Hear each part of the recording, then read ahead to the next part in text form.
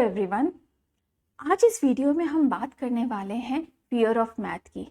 जब बच्चे छोटे होते हैं और अपने इनिशियल क्लासेस में होते हैं लाइक ग्रेड 1 और 2, कितनी जल्दी मैथ को समझ लेते हैं। उनको मैथ बड़ा इजी लगता है। नंबर्स हैं या उससे भी अर्ली क्लासेस में जब होते हैं, नंबर्स बड़े जल्दी उनको याद हो जाते हैं। उन्हें पता होता है कि 1 नंबर कौन सा है, 2 नंबर कौन सा है। जो इनिशियल बेसिक कॉन्सेप्ट्स होते हैं वो भी उन्हें समझ में आने लगते हैं। बट ऐसा क्यों होता है कि जैसे ही वो बच्चा हायर ग्रेड्स में जाता है, उससे मैथ बिल्कुल पसंद नहीं आता। वो कहता है मुझे मैथ से डर लगता है। जब भी नेक्स्ट डे में मैथ का एग्ज़ाम हो, वो कहता है नहीं नहीं नहीं नहीं, मुझे बड़ा डर लग रहा है। ऐसा क्यों है?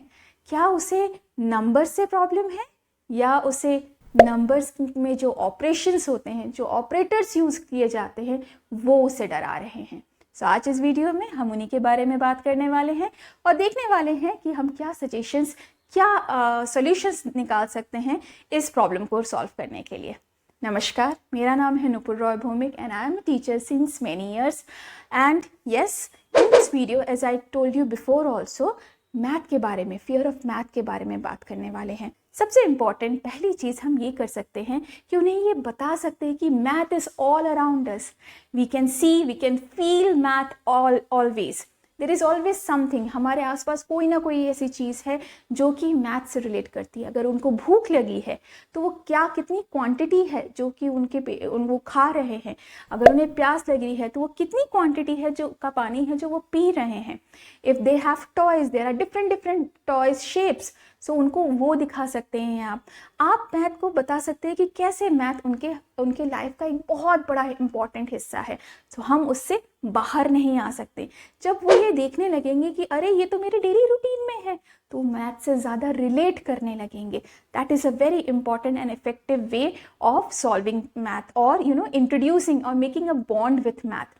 इसमें आप एक और चीज़ कर सकते हैं टीचर्स, मनी का जो कॉन्सेप्ट है वो बच्चों को मैथ के साथ बॉन्ड बनाने में बड़ा हेल्पफुल करता है। क्योंकि बच्चे, बहुत स्टूडेंट्स जो है, बहुत इनिशियल टाइम से ही जानते हैं कि if they want to purchase something they have to give money. If they want to, if अगर उनके वो कुछ काम करते हैं तो उसके बदले में उन्हें मनी मिलता है। तो ये जो मनी का कॉन्सेप्ट है बहुत अच्छे से मैथ के डिफरेंट जो कॉन्सेप्ट है उसको समझाने में आपकी हेल्प करेगा।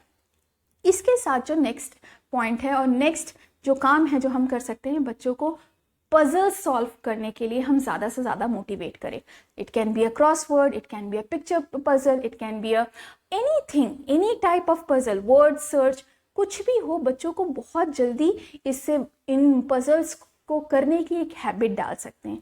इससे होगा ये कि बच्चों को सॉल्व करने की आदत पड़ेगी। उन्हें पता चलेगा देयर इज़ अ प्रॉब्लम और मुझे इसका सल्यूशन निकालना है, जो कि मैथ में बहुत ज़्यादा इम्प्लाई होता है कि देयर इज़ अ प्रॉब्लम और उसको सॉल्व करना होता है। तो पजल्स जो होते हैं, डिफरेंट टाइप के पजल्स, आप उनको कुछ भी करने के लिए दीजिए, but at least make a habit कि वो at least in a day 1 type of puzzle they should solve.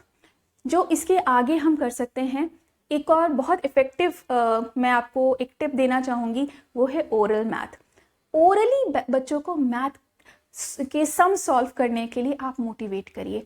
कैसे? जैसे कि एडिशन है, सब्ट्रैक्शन है, ask them orally. Simple numbers लीजिए and ask them orally. You can do it any time of the day.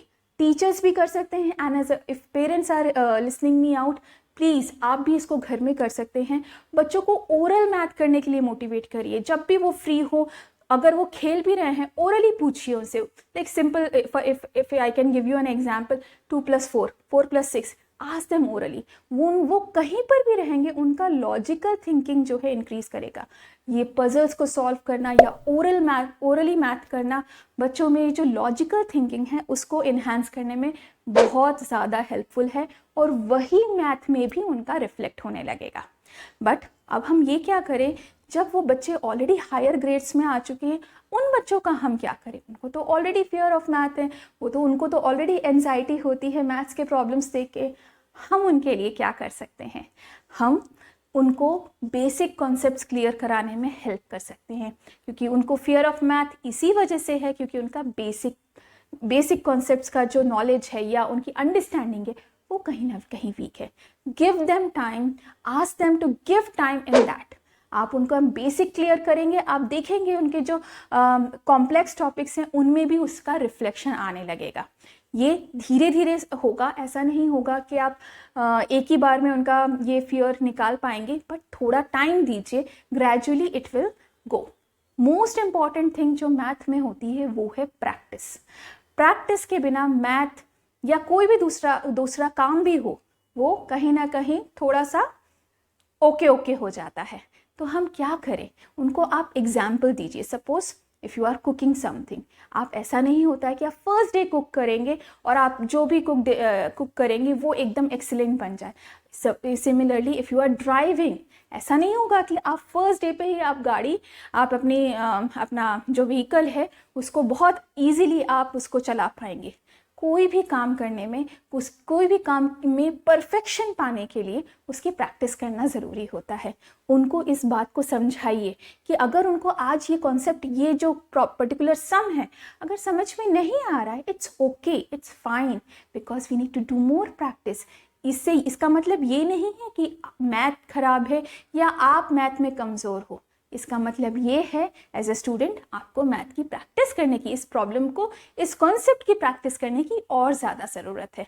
Believe me, if you use these tricks, if you use these suggestions in your daily life with your students, believe me आपको बहुत ज़्यादा benefit मिलेगा।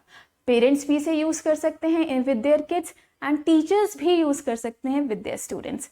I believe and I hope these suggestions and tips are going to help you a lot, teachers. And yes, we are going to meet again in the next video. Namaskar.